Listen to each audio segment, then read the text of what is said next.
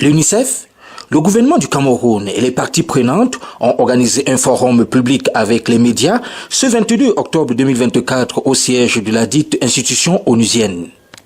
Ce forum avec les médias s'est déroulé sous la présidence effective de Madame Nadine Perrault, représentante résidente de l'UNICEF au Cameroun. Il y a plus de 8 millions de femmes et de filles menstruées au Cameroun. Les femmes et les filles âgées de 10 à 49 ans représentent 30% de la population camerounaise.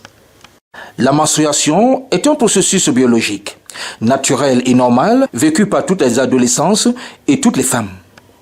Chaque jour, plus de 800 millions de femmes âgées de 15 à 49 ans ont leurs règles dans le monde.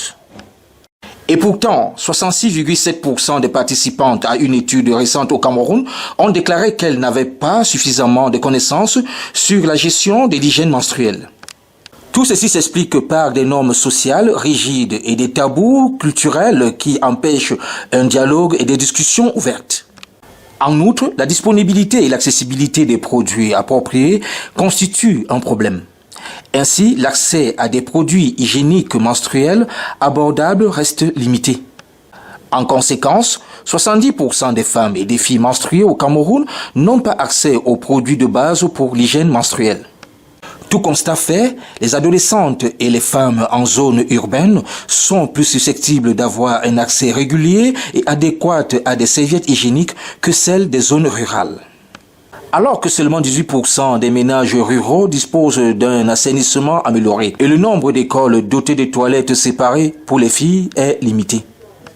D'autres défis sont les conséquences physiques et mentales dues à la négativité envers la gestion de l'hygiène menstruelle.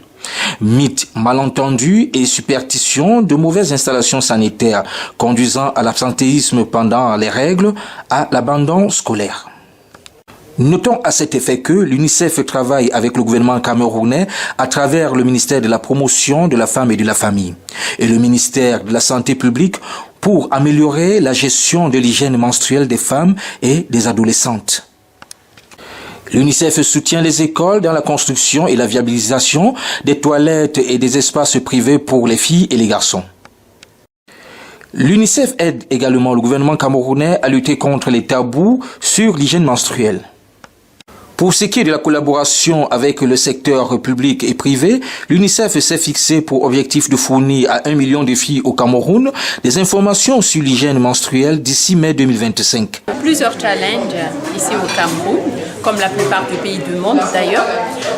En particulier, si je devrais choisir le plus grand challenge, c'est surtout le manque d'informations autour de l'hygiène menstruelle. Parce que l'hygiène menstruelle doit se gérer bien avant que ça n'arrive. Donc au niveau des adolescentes filles, bien avant que les règles commencent, elles devraient être au courant de ce qui se passe aussi bien au niveau de la famille, des parents, ou aussi bien au niveau des écoles en même temps et au niveau de la communauté, on devrait être capable de discuter ouvertement de ce que c'est que l'hygiène menstruelle, de ce que c'est que la menstruation et comment le gérer dignement. Donc le manque d'informations autour de la gestion de l'hygiène menstruelle fait partie des plus grands challenges parce qu'il y a beaucoup de tabous, il y a beaucoup de normes sociales néfastes qui entourent ce thème. En particulier dans les zones enclavées, l'inégalité entre les milieux urbains et milieux ruraux, en particulier en matière d'accès à l'information, en matière d'accès aux produits d'hygiène menstruelle, est très importante.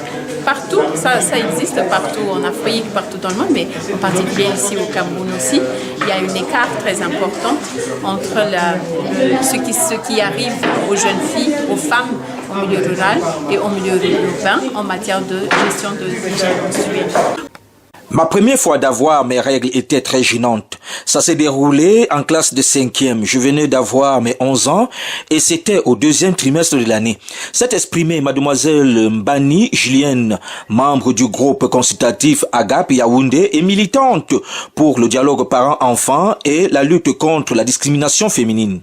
La première fois d'avoir mes règles était très gênante. Ça s'est déroulé en 5e. Je venais d'avoir mes 11 ans. C'était au 2e trimestre de l'année et c'était un jeudi à l'école. Ce matin, je me suis réveillée comme tous les autres matins, mais il y avait cette petite différence-là. Je me sentais étrange. Mais je n'ai pas prêté attention, je suis partie à l'école. Vers la première pause, comme je n'avais pas mangé depuis le matin, mes copines et moi, on s'est dit qu'on allait partir à la cantine. Voilà qu'en me levant, comme j'étais assise au troisième banc, il y avait le Shabbat, comme on dit souvent à l'école, et c'était constitué rien que de garçons. Quand je me lève, ils sont moqués de moi.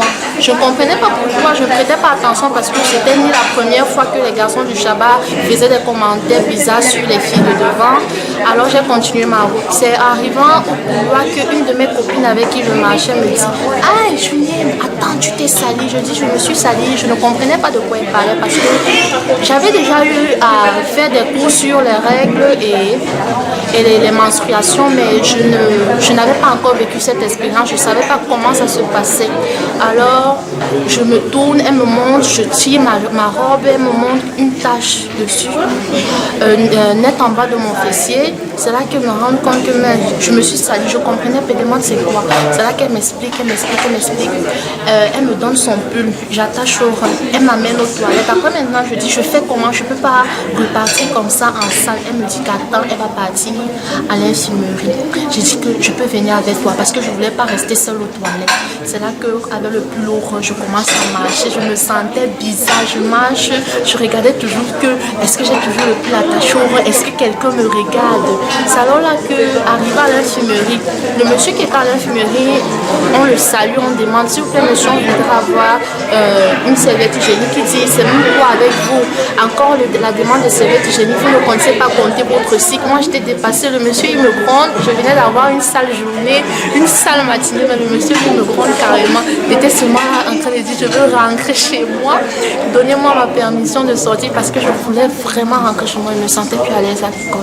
Les parents comme les enseignants doivent parler de ce genre de sujet avec les jeunes filles, surtout avant que nous n'ayons nos premières règles, parce que la première fois d'avoir ces règles aussi, c'est au mauvais moment, au mauvais endroit, ça peut vraiment nous frustrer à vie.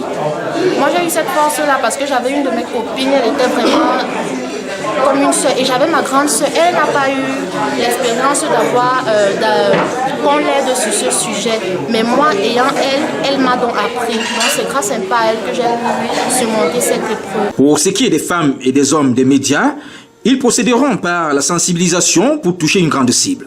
Pour cela, il faut passer par la communication des réseaux sociaux, des médias classiques, des radios communautaires, des leaders de communauté pour briser ce tabou lié à l'hygiène menstruelle.